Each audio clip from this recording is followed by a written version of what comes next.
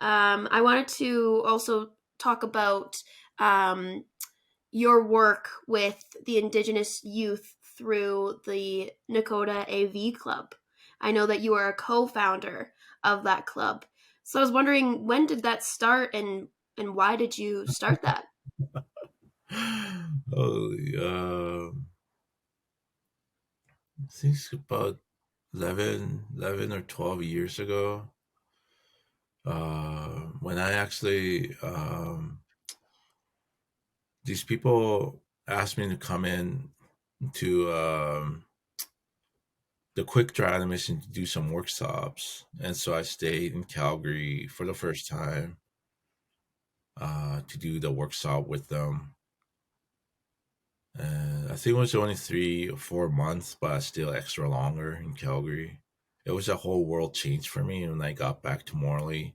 Everything was the same. Everything was like gritty and gray. And so all these kids always come to my house because their parents are alcoholic. And so when there's always a party in their household all the time.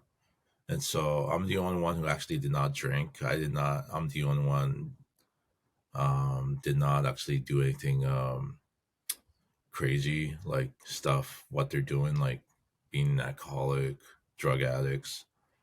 And so those kids, like they knew who I was, and they knew they can be safe.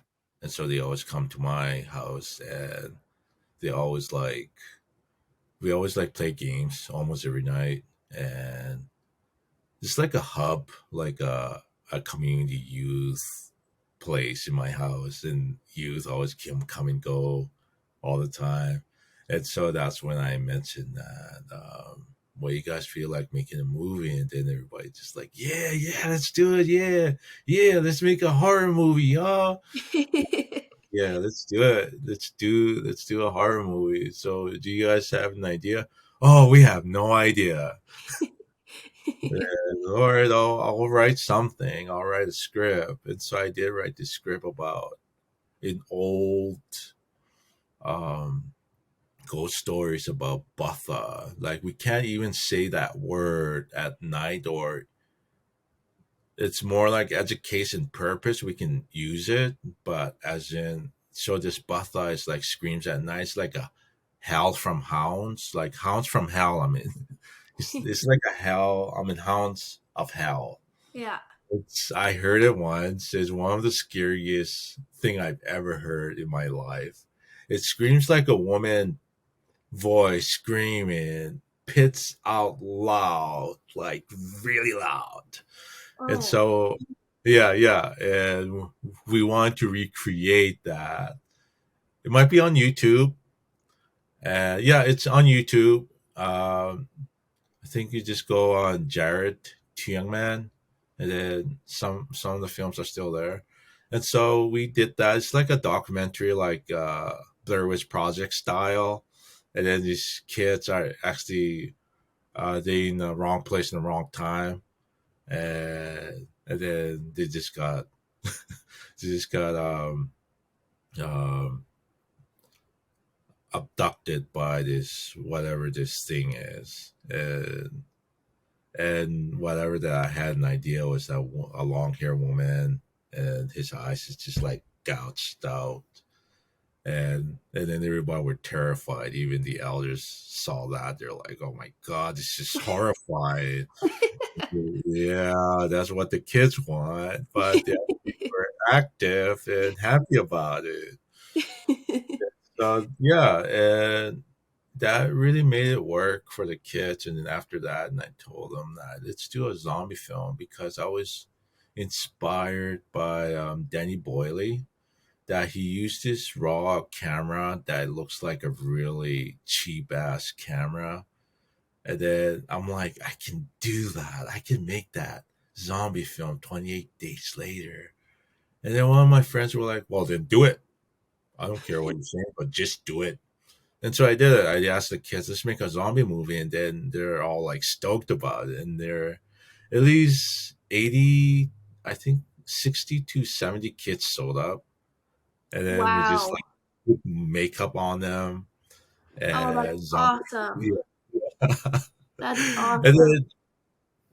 then I was the only transportation there. I was the only transportation there. I had to like as soon as we done filming, I had to like drop them off one by one. So I had to go back like 20 times to that. Wow.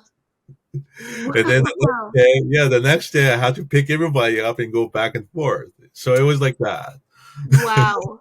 Oh my God. Well, Yeah, that takes a lot of dedication, and I yeah. think that's great because it's so important to create a community like that, and I'm sure those kids appreciated it so much and had so much fun because I know that that would have been something that I would have been hmm thrilled to be a part of. So during COVID, how did you make things work? Um, by force, I guess. Like it did. We had to like when we actually did the Animal Crossing, and they asked us that how we gonna do that, and then we were actually really planning on that too before COVID, and when COVID hit, and then and more pressure start coming in, how we gonna get this done? Like how we gonna get together, and we can't. And so I suggest that all right, let's just like let's have a meeting on chat like this, like on Facebook chat, FaceTime, whatever we had. And so everybody just talked about, oh, we should have a cutouts. And then I asked them, do you know how to use them? Can I drop them off at your place? And they're like, I don't know how you use them. Well, I'll teach you and then I'll guide you on camera. And they're all like, that's a terrible idea. Like we would like physically. It would be better if you're physically here. And so I'm like, all right, then why don't you just tell me the story and I'll cut them out what kind of animals that you guys need. And so they just drew all the pictures on cameras and I just like drew whatever they did and then cut them out and then did whatever I could. And that really helped us and what to do. And then it ended up I'm working on it because they supposed to work on it. That's the hard part. Every project that we do, they supposed to work on it, but instead, I'm gonna be stuck doing this because I want to be there and showing them how to do this. I want to be like, hey, this is how you do this, and this is how you hold a camera, and this is how you cut out, do the animation, stuff like that. And then I end up doing everything. Like that's the hard part. And it wasn't fun at all. That was such a bad mood. I was in a bad mood. Like I was just like cursing that pandemic. You pandemic, you did this. You can't make kids happy. Like yeah, so it was like it was challenging. Like Yeah. even especially the TV when we did that when the kids showed up, and I was just like sanitizing the whole time and wearing masks all the time. And so they're all like, they actually didn't mind. Like, hey, we're not gonna wear masks. Is that okay? And then as long as we're outside, we're good. But Hmm. I'm wearing a mask. I'm wearing mine. Like, I'm not gonna take it off. Hmm. And so it was the most hardest thing we had to go through. Like getting together all the time, but we couldn't get together at all. Thank you so much for doing the work that you do. It's Mhm. so Yeah, important. So, so important. And I know yeah, that those kids appreciate it so yeah. much. Because nobody actually really run these things anymore, like a youth program, stuff like that. And so I feel like when I first worked in a youth program, I hated it. Like I really hated it. And my brother convinced me to work with the kids, and like I was totally like one of those people like act cool, like oh that's the stupidest thing I ever heard.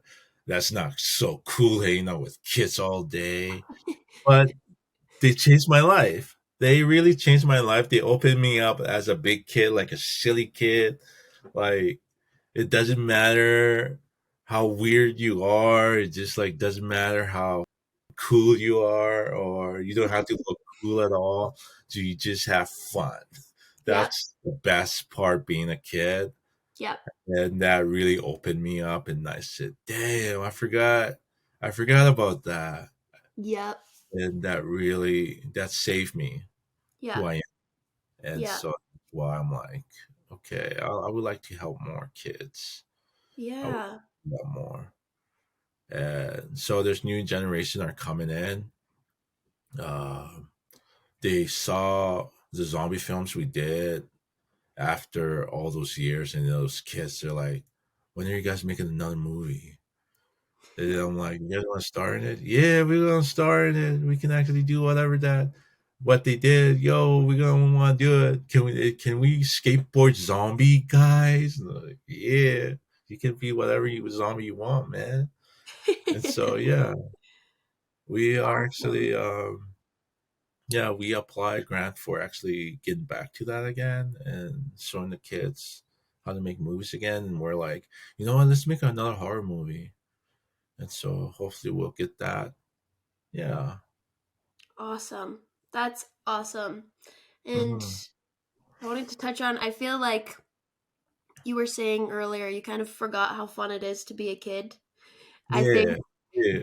as we grow up, I feel like everyone kind of, well, we all, yeah, we grow up and we forget how much fun you can have Mm. just being silly and, being authentic. And when we grow up, we start to become constrained by society and like, you need to be cool, you need to do this, you need to, you know, not Yeah. be crazy and silly, and Yeah. we start to be constrained by those norms. Yeah. And it's so I that's why it's enjoyable to hang out with kids sometimes, because it takes you back to those days where you were so imaginative. And like, Mhm. I can't even imagine now, like, when I was a little kid, I would go and play pretend house, or Yeah. make music videos with my friends, and like create dances and things like that. And we never do that anymore. We don't Mhm. do that anymore. And you miss And yeah, it's so much fun. It's yeah. so much fun to just be silly, let loose. And I think the other thing about being a kid is, you don't care as much about what people think about you.